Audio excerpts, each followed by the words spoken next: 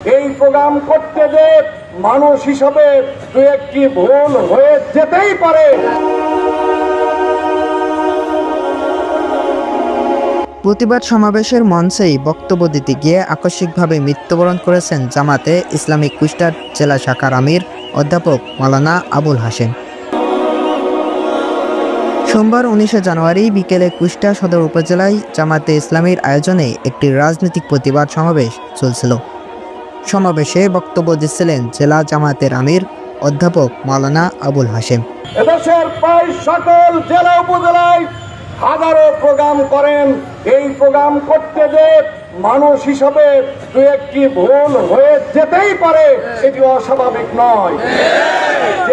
বিকেলে আনুমানিক 4:30টার দিকে বক্তব্য চলাকালীন হঠাৎ অসুস্থ হয়ে পড়েন তিনি। মুহূর্তেই মঞ্চে তৈরি হয় উত্তেজনা ও বিশৃঙ্খলা।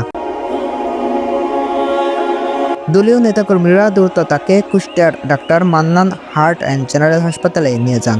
তবে কর্তব্যরত চিকিৎসক তাকে মৃত ঘোষণা করেন। অনুষ্ঠানের এক মুহূর্তেই প্রতিবাদ সমাবেশ রূপ নেয় শোক সভায়। স্লোগানের জায়গা দখল করে নেয় কান্না আর নীরবতা।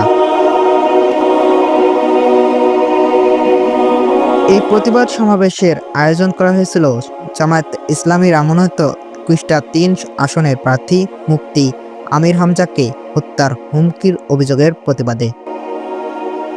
সম্প্রতি সামাজিক যোগাযোগ মাধ্যমে হত্যার হুমকির অভিযোগ তুলে ধরেন তিনি। মুফতি আমির হামজাকে ঘিরে কুষ্টিয়ার বিভিন্ন এলাকায় এর আগে ঝাড়ু মিছিল সহ পাল্টা প্রতিবাদের ঘটনাও ঘটে, যা এলাকায় রাজনৈতিক উত্তেজনা বাড়িয়ে তোলে। পুলিশ ও হাসপাতাল সূত্র জানায়, প্রাথমিকভাবে ধারণা করা হচ্ছে হৃদযন্ত্রজনিত জটিলতা বা আকস্মিক অসুস্থতার কারণেই তার মৃত্যু হয়েছে। রাজনৈতিক উত্তাপের মধ্যেই হঠাৎ থেমে গেল এক নেতার জীবন।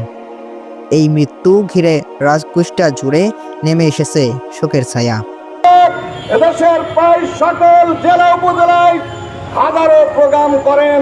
এই প্রোগ্রাম করতে যে মানুষ হিসাবে দু একটি ভুল হয়ে যেতেই পারে, এটি অস্বাভাবিক নয়। তাহমিদ আল হুদা তাইফ, SF TV।